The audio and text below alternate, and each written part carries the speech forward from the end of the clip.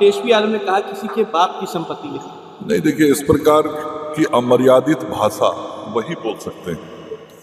और चूंकि ये लोग वही लोग हैं जो बाबा साहब अम्बेडकर के बनाए संविधान को, बाबा साहब अम्बेडकर के बनाए हुए संस्थाओं को नहीं मानते, और बाबा साहब अम्बेडकर के ही संविधान और संस्थाओं में से एक बनाया हुआ भारत का निर्वाचन आयोग भी है, जो इतने वर्षों तक आजादी के बाद इस देश की लोकतंत्र को जीवंत बनाए हुए और पूरी लोकतांत्रिक व्यवस्था को पारदर्शी तरीके से ये संस्था चलाता है और देश में लोकतंत्र को बचाता है। लेकिन ये भाषा बोलने वाले तो वो लोग हैं जो कांग्रेस पार्टी की गोद में बैठे हुए हैं। ये वो लोग हैं जिन लोगों ने कांग्रेस पार्टी के साथ इस देश में आपातकाल लागू करने का काम किया था, संविधान को कुचलने का काम किया था, बाबा साहब अम्बेडकर के भावनाओं के विपरीत इस देश की लोकतांत्रिक व्यवस्था को कुचल दिया था। तो वैसे लोगों के साथ आज तेजस्वी जी हैं, उनकी पार्टी है, और वो उस पार्टी के सदस्य हैं जिस पार्टी के राष्ट्रीय अध्यक्ष जी बाबा साहब अम्बेडकर जी की तस्वीर को अपने पैर के पास रखते हैं। ये पूरी दुनिया देख रही है।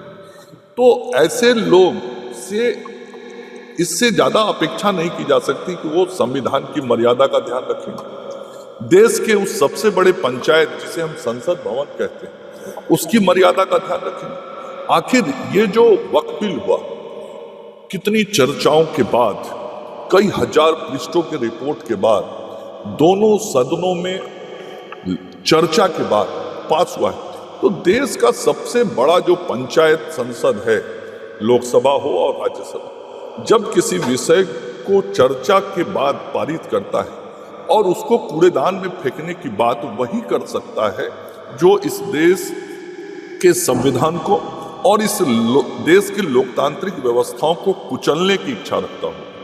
और ऐसे लोग से ऐसे ही भाषा की अपेक्षा जनता भी करती है, और ये लोग ऐसी भाषा वोट के लिए बोलते हैं। ये बहुत साफ है।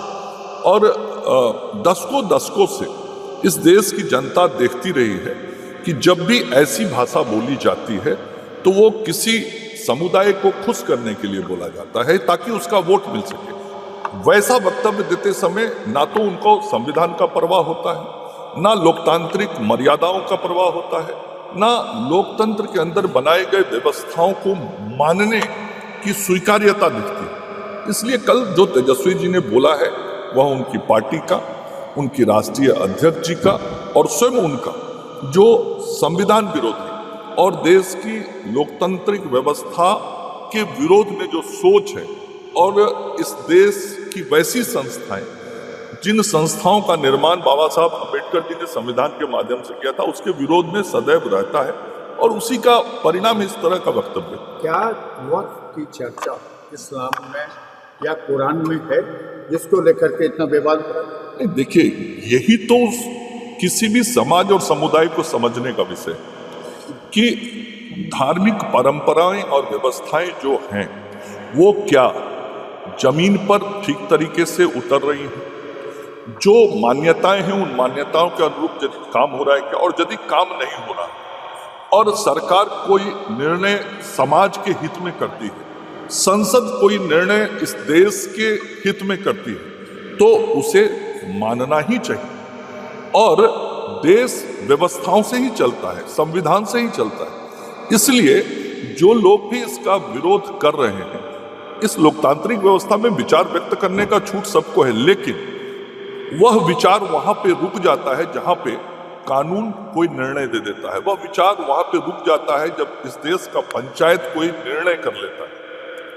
तो इस देश के पंचायत ने और इस देश की कानून व्यवस्था ने जो सही माना है उसे लागू किया जा रहा है। हाँ, जो लोग, मैं बार बार कह रहा हूं, जो लोग बाबा साहब अम्बेडकर जी के संविधान को नहीं मानना चाहते, नहीं मानते, जो उनके संविधान के अनुरूप बनाए संस्थाओं को नहीं मानना चाहते, जिसमें से संसद भवन भी है, जिसमें न्याय प्रणाली भी है, जिसमें भारत निर्वाचन आयोग भी है, ऐसी जो भी संस्थाएं, उन संस्थाओं को धत्ता बताना इनका राजनीतिक एजेंडा रहता है। और कुल मिला के ये सभी एजेंडा का सूत्र वाक्य एक ही होता है, हमें वोट चाहिए।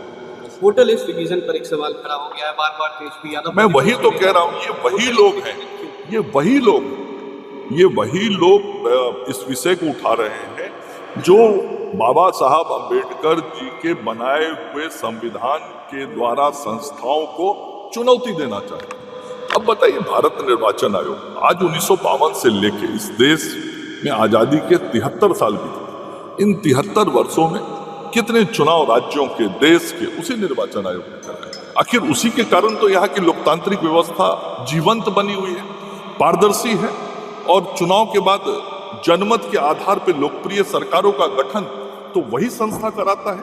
आप आज उसको चुनौती दे रहे हैं। आपके मन के अनुरूप सरकारें जहां निर्वाचित हो जाती हैं तो वो संस्था का सब कार्यकलाप ठीक दिखता है आपको, और जहां जनमत आपके खिलाफ हो जाती है तो फिर आप जनमत का चिंता नहीं करते, वो ध्यान नहीं रखते, उसको स्वीकार नहीं करते, आप संस्था पे प्रश्न चिन्ह खड़ा करते हैं।